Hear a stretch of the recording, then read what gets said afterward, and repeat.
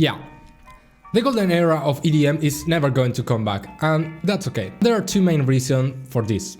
But why do you care as a producer? Well, today I felt more like sitting here and having a talk, I don't know. Tomorrowland was last weekend, and I seen like countless of Twitter messages or people saying like Tomorrowland is not the same anymore. Like I remember the golden era of EDM in the 2010, 2013, whatever. Yeah, that's not gonna happen. At least the way, or at least that way. I wish this happened again, but I really don't think so. The thing here is like, why? I've seen a lot of producers such as Harwell, for example, playing a set, playing like only EDM classics here in Tomorrowland. I see a lot of producers like using this as a kind of marketing strategy for promoting new tracks. Like I've seen, I don't remember the name, it doesn't really matter, but I've seen producers releasing Progressive Chaos saying like, hey, if you miss the golden era of EDM, yeah, you wanted to make it alive again, whatever. I just released this track inspired of that era. I don't know. I mean, it's okay as a marketing strategy, but I don't think this is going to happen. The thing is that era was unique. It was a new thing, a kind of a trend. Yeah, the music industry evolved. Like people, like the society, that's what happens, you know. Nowadays, if you, for example, make a track in that style, people will say like it's too basic, it's too generic. Actually, I have countless of messages and comments on my videos saying things like that, like, bro, it sounds so generic, it's the song you made, it's too basic, or the chords are too basic. Yeah, I mean, that's okay, I guess. The thing here, it's again, music production is to level up. There are thousands of new techniques, new genres, new sounds, new plugins, new software. Actually, with the AI trend, this is even impossible to come back, at least in my opinion. If you make a track inspired in that era, it would sound like basic, or people will say that. So that's one part of the problem and why this won't happen. But the other part is that nowadays, a big part of the audience are producers, which they actually know how to produce a track, how you make those sounds, those melodies, what takes you to make one track like this. And that's why actually, for example, I received tons of messages in a video track, which is not even finished, and that's funny. Saying like, bro, this track is good, but it's too basic. And yeah, I know, I got it, like, you know how to produce it, and it could sound basic to you, but the thing in that era is that people didn't know.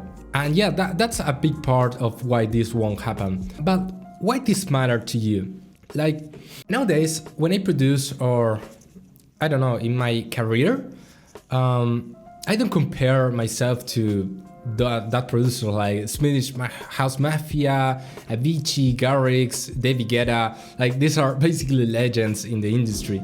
But I do compare myself or my career or my music with other closer or newer producers, which they produce crazy stuff because that's how they stand out. That's the way we are going to talk about, I think, this in a second, but that's how you can be unique, like making crazier stuff, more complex stuff. And you know where this is going, like from basic to complex, and where's the roof of that complexity, you know?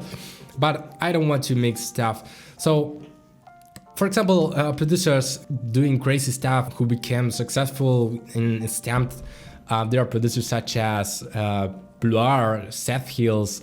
So nowadays what I tend to do is to compare myself to those producers, but that could be a problem. Let me talk about that in a second. So what I see, or the way I see the industry nowadays, is like there are three main reasons to become successful, I'd say. Of course that there are many, but these are the main ones that I see now, at least now that I'm recording this. So the first one will be, again, creating crazy stuff, like raw set hills, combining sick sounds, especially in the sound design thing. The second way you could create or be successful is creating something unique, like a unique genre, combining genres. For example, like Avicii did in the past, where he combined country music with electronic music. That's a new genre, that's Avicii style, and yeah, it blew up. But for example, producers this year or last year, such as Band or Desco, created this kind of stutter effect, and they become successful for creating something new, a new genre. And yeah, that's another way, another thing that you could approach, I think, which is kind of hard, to be honest.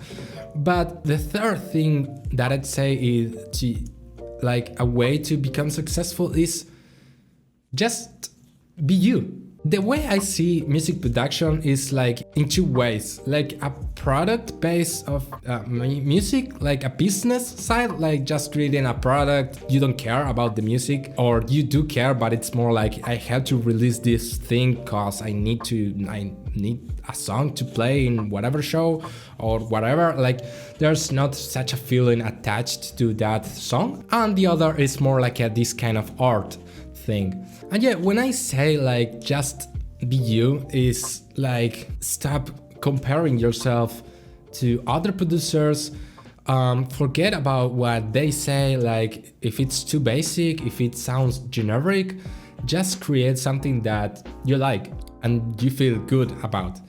Then we can enter to the perfectionism world, which is a topic for another video, I guess. But as long as you make music, like try to make something that you're proud of it or you like it. I say this because when we are producing, we tend to overcomplicate the project, we overcomplicate stuff just for the sake of not sounding too basic or too generic. At least it's something that I usually do. And I feel the pressure of doing so for the comments, for what they say, for my own thoughts. I guess it's imposter syndrome or something like that.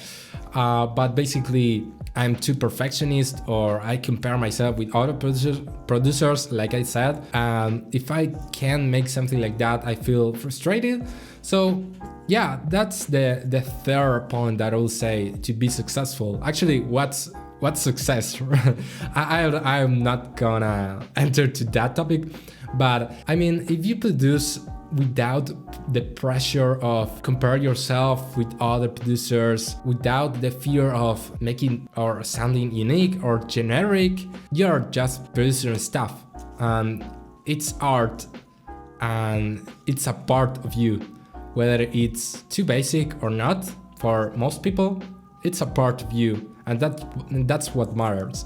Of course, that if you produce a chorus with a kick, and that's the whole track, yeah, it will be too basic. But what I mean with this is in the beginner, not in the beginner of amateur side, but more in like an intermediate, advanced producer career, let's say. Like I feel if you make something that is too basic, again, generic, sorry for repeating that the whole video, but I mean, you can do it once and sound like, I don't know, an old Martin Garrix track, like, or too generic, whatever.